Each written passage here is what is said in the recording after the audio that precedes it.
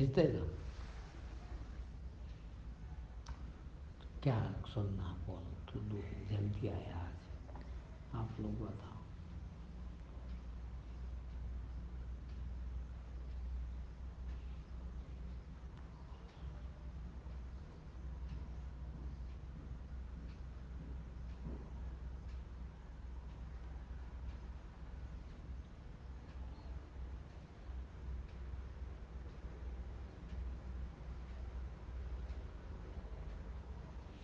ध्यान का क्या महत्व है?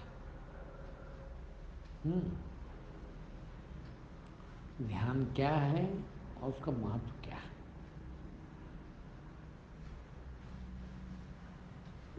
देखिए, हम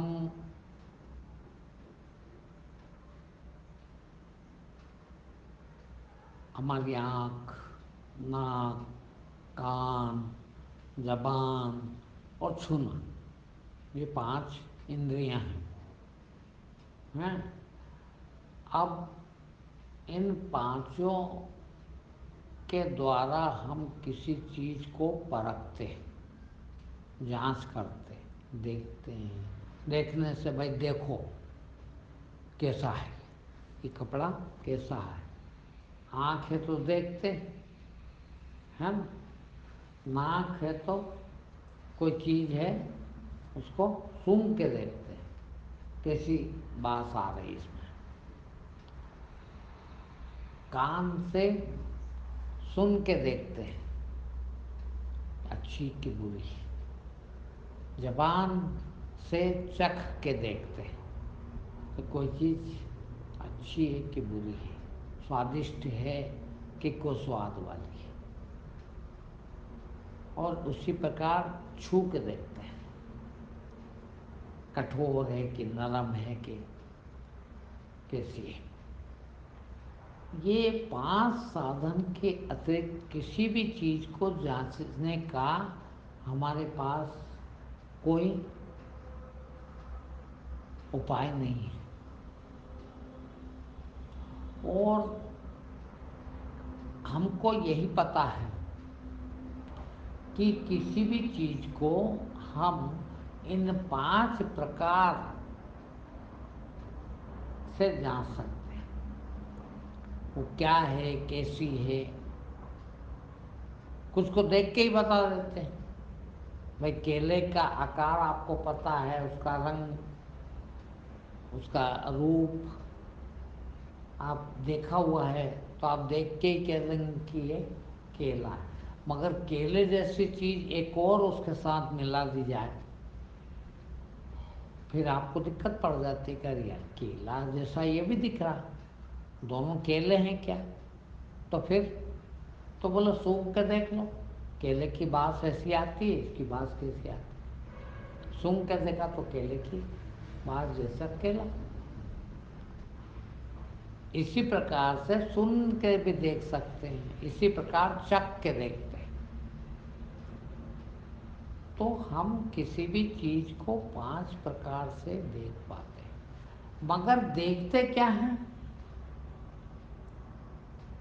और जिंदगी भर हमारे पास में इन 5 चीजों, 5 प्रकार से चीजों को देखने का या उनको जांच करने का के अलावा कोई उपाय नहीं है। कुछ भी नहीं जानते। इन 5 प्रकार से ही जांच करके जिंदगी भर हम किन्हीं किन्हीं चीज़ों का उपयोग करते रहते हैं और अंत में चले जाते हैं। ये 5 चीज़ों के अलावा हमारे पास कोई साधन नहीं रह जाता।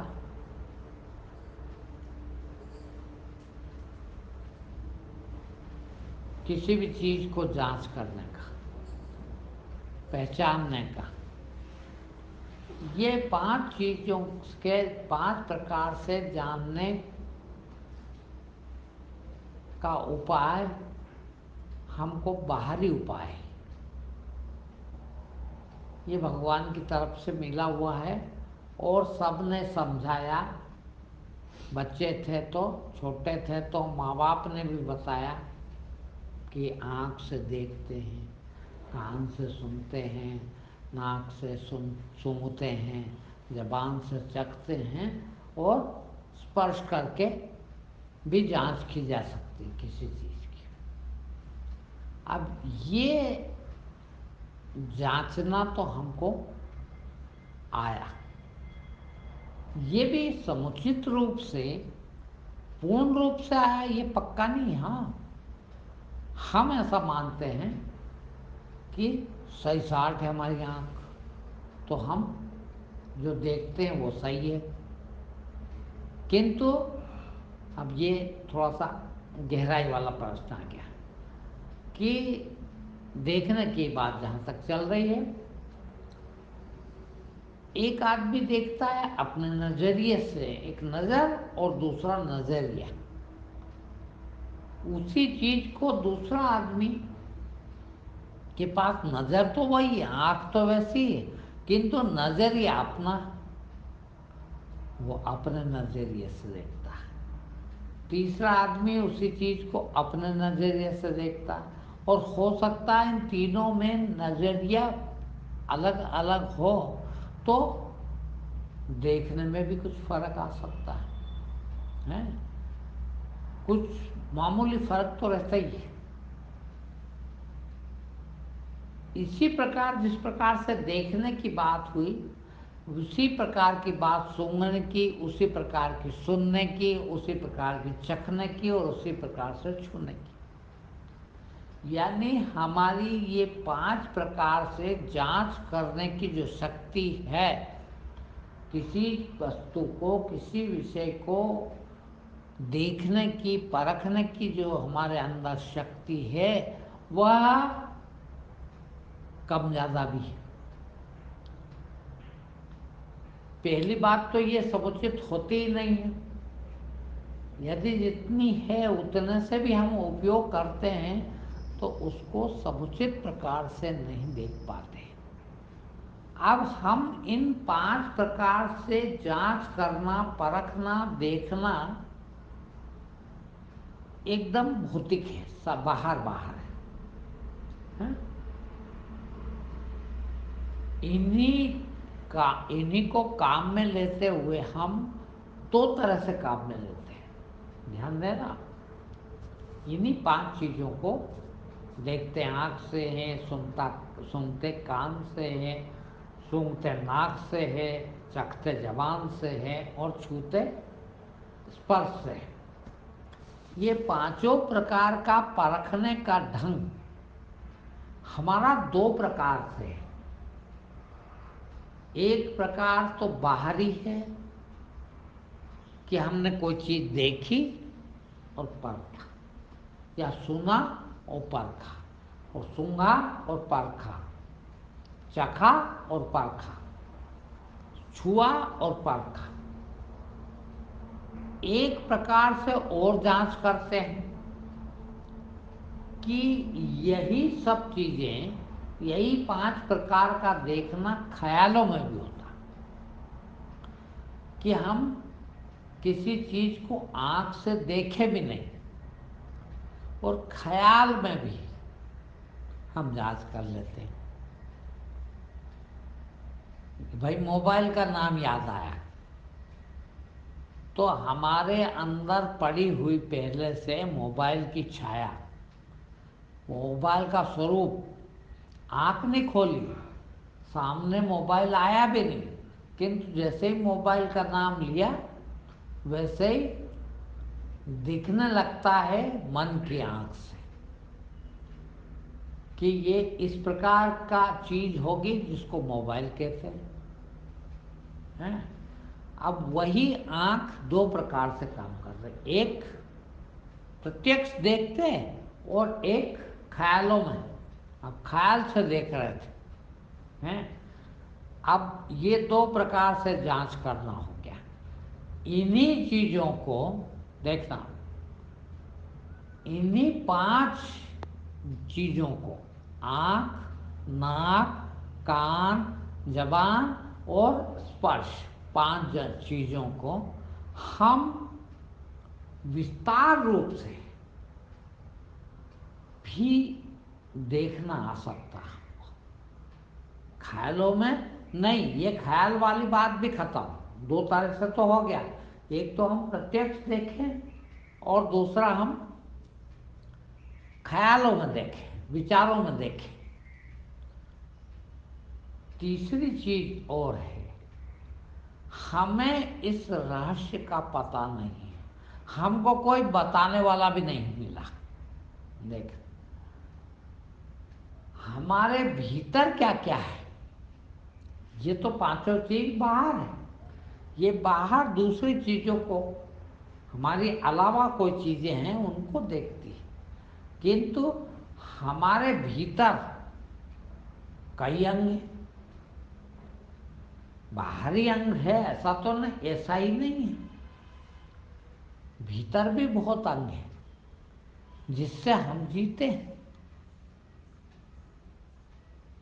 अब जैसे बताऊं आपको कि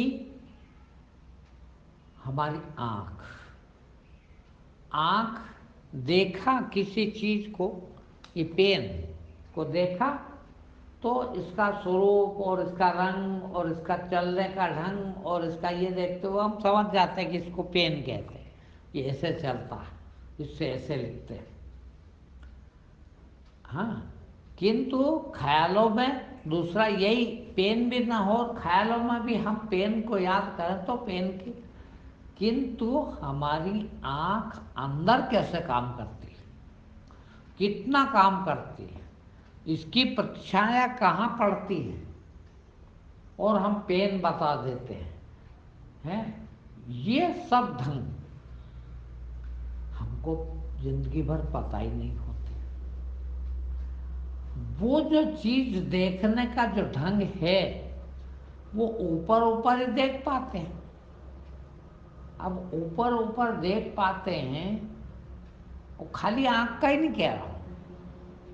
अब श्वास लेते हैं, देखिए, अब जिंदगी भर 1 मिनट में 15 श्वास लेते हैं मान लो, तो जिंदगी भर में कितनी श्वास ली,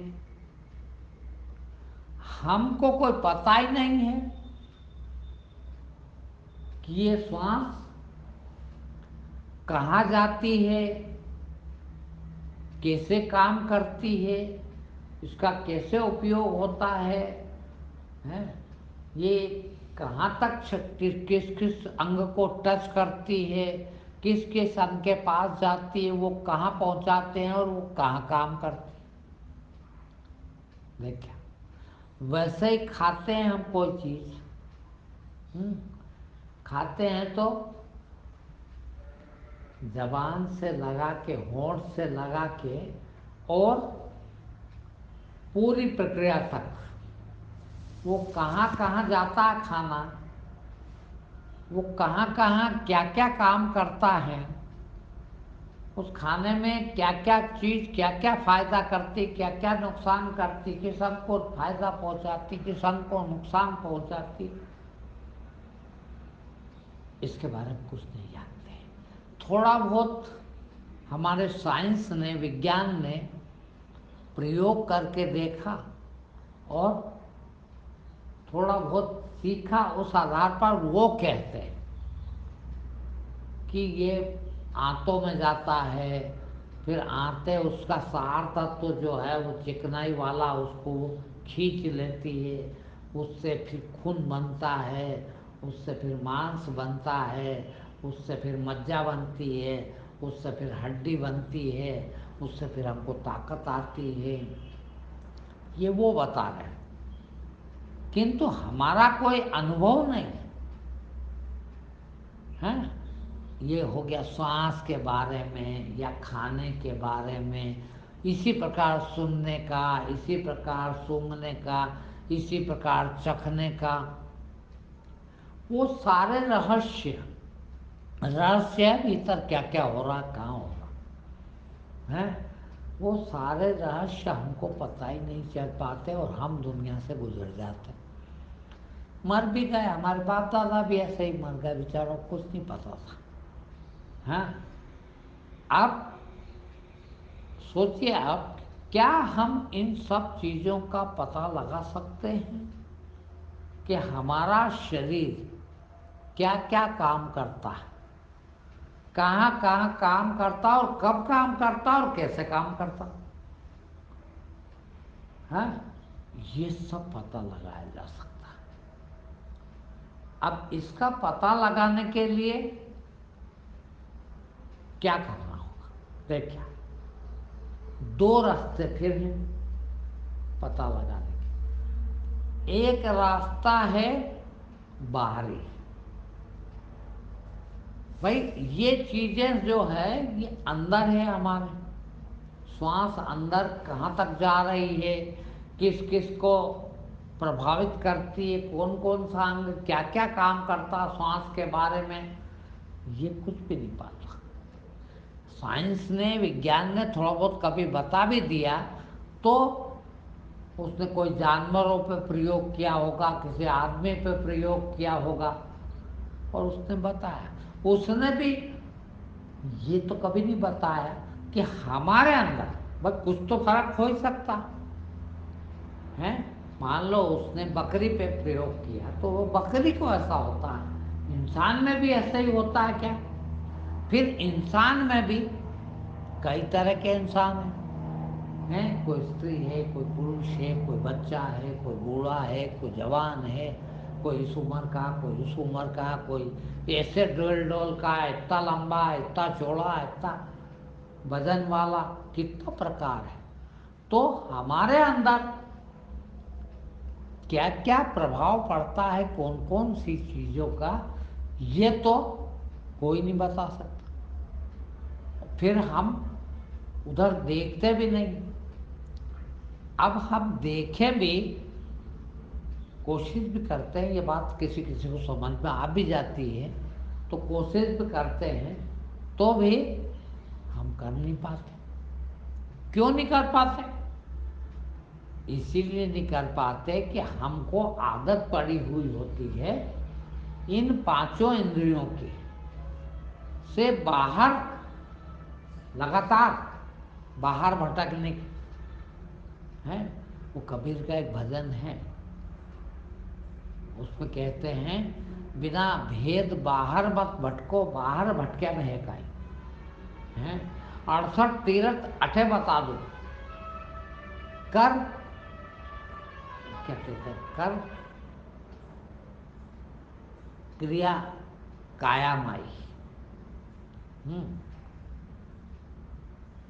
यानी सब चीज़ फिर आगे उस भजन में बताते हैं कि इसमें ये भी दिखता है, वो भी दिखता है, काबा भी है न, मक्का भी है न, मदीना भी है न, काशी भी है, फलाना भी है और ये भी है और वो भी है।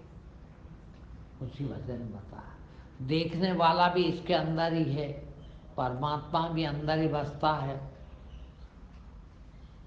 अब कब होगा वो, उस भजन में सीधा सीधा बताया हमने। क्या बताया? बिना भेद बाहर मत भटको। अब हम क्या कर रहे हैं? 24 घंटे निरंतर जिंदगी भर बाहर भटक रहे हैं इन इंद्रियों के द्वारा। कैसी दिखती है? आँख से बाहर। कैसा सुनाई देता? कान से बाहर। कैसी गंध आती है? नाक से बाहर। कैसा स्वाद आता है? जबान से। और स्पर्श, इन पांचों इंद्रियों द्वारा बाहर ही भटकते। उनने कहा बाहर भटकना रुक जाए। देखिएगा, दुनिया के सारे धर्मों में इंद्रियों पर संयम करने की बात की है कि इंद्रियों पर कंट्रोल करो। क्यों कहा? इसीलिए कहा कि ये इंद्रियों को बाहर भटकने से रोक देते हैं। जितनी देर रोक देते हैं उतनी देर आप कहाँ रहते हैं? आप अपने पास रहते, और अपने पास रहते हैं तो इन सब चीज़ों को देख पाते हैं। भीतर क्या हो रहा है, कैसे हो रहा है, कौन सा अंग कैसे काम कर रहा है, शरीर कैसे काम कर रहा है, कहाँ कहाँ क्या क्या है, वो सब रहस्य को जानने की विधि क्या है? बाहर भटकना बंद। भाई हम हमारा जो सिस्टम है वो इस तरह का बना हुआ है कि या तो वो बाहर देख सकता है या फिर भीतर देख सकता है। अब हम बाहर का देखना जितनी देर बंद करते हैं, जो अभी तक कभी नहीं किया हो आप लोगों ने, बाहर का देखना नींद में भी बंद नहीं होता है, ख्यालों में देखते रहते हैं बाहर भी, आँख से, कभी कान से, कभी नाक से, कभी जबान से, हैं ख्याल आते कि नहीं? चख रहे हैं कोई चीज़ को, उसका स्वाद पता लगा रहे हैं, या गंध पता लगा रहे हैं, या आवाज़ पता लगा रहे हैं, या स्वरूप देख रहे हैं, या स्पर्श करके देख रहे हैं, इस प्रकार का देखना जारी रहता। अब शर्त ये है कि या तो उधर चल सकते हैं या इधर चल सकते हैं, दोनों एक साथ नहीं चल सकते। इसलिए कबीर ने कहा कि बाहर मत भटको, हैं बाहर भटका में है का, बाहर की चीज़ें तो देख ली, बहुत देख ली है, अभी उतना ही पुरता ज्ञान है। अब सोचिए आप, हम 80 बरस, 90 बरस, 100 बरस जिएंगे, मगर खाली ये बाहर का थोड़ा थोड़ा थोड़ा थोड़ा ना, अब वो केले के अंदर क्या है पता नहीं है, हैं बाहर का ही ज्ञान देख के, सुन के, सुन के, चख के उसका ज्ञान लिया है। बाकी उसमें क्या क्या तत्व है, कैसे तत्व है, कौन सा तत्व कहाँ जाता, हमारे शरीर में कहाँ काम करता है, क्या काम करता है, वो कुछ भी नहीं मालूम, वो पता लगा भी नहीं पाएंगे। क्योंकि शर्त एक ही है कि उधर का बंद हो तो इधर का शुरू हो। तो उसके लिए, उसी के लिए आपको ध्यान करने का बोलते हैं। उस आवाज़ सुनने की बात करते हैं, तो उसके द्वारा देखिए, जब वो सुनते हैं हम, तो बाहर विषयों में जितनी देर ध्यान से उसको सुनते हैं, उतनी देर ध्यान हमारा उन विषयों में, उन वस्तुओं में नहीं जाता। तो इंद्रियां उन विषयों के संपर्क में नहीं आती, और यदि उधर नहीं गए, बाहर भटकना बंद हो गया, तो ध्यान कहाँ रहा? हमारे पास। और हमारे पास रहा तो फिर वो देखता है, हमारे भीतर के रहस्य खुलने लगते हैं। अब ध्यान में आप पूछेंगे कि हम, मेरे को 22 साल हो गए, 24 साल हो गए, इसके बाद भी अभी भी ध्यान करता हूँ। आप कहते हैं अब क्या बाकी है? बहुत बाकी, इतना बाकी है, इतने रहस्य हैं अंदर। कहते हैं ना कि आप भगवान का नाम लेते हैं, कोई देवता का नाम लेते हैं, या किसी संत का नाम लेते हैं, किसी साधु का नाम लेते हैं, वो ऐसे थे कि देखते से प्रकट कर लेते थे, हैं, या मरीज अच्छा हो जाता था, या बीमार ठीक हो जाता था, या मरा जिंदा हो जाता था, फलाना काम हो जाता। कैसे? इससे कि उनने अपने अंदर की शक्तियों को जाना, और जान लिया तो काम में ले लिया। हैं, अब हम कुछ भी नहीं जानते, हम तो इतना ही जानते कि मैं देख के बताऊं, मैं सूंघ के बताऊं, मैं चख के बताऊं, और मैं छू के बताऊं, बस इतना ही याद है। तो यही करते रहे। अब वो ध्यान करने से आपके अंदर 68 तीरथ, सिंबलिक कहा उन्हें, प्रतीकात्मक कहा, यानी दुनिया की सारी चीजें, सारी शक्तियां आपके पास हैं, और वो जैसी आई वैसी चली जाएगी, कोई उपयोग नहीं हुआ उनका। क्यों? कि आपको पता ही नहीं। तो ध्यान करने से ये जो बाहर भटकना है हमारा, ये रुक जाता है।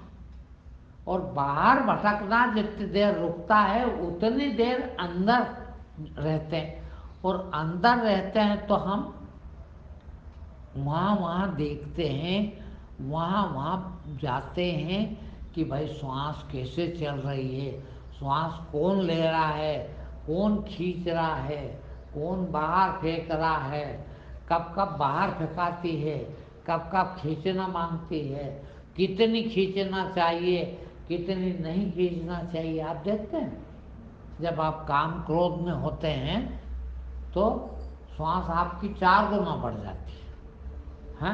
आपको पता है क्यों बढ़ जाती है?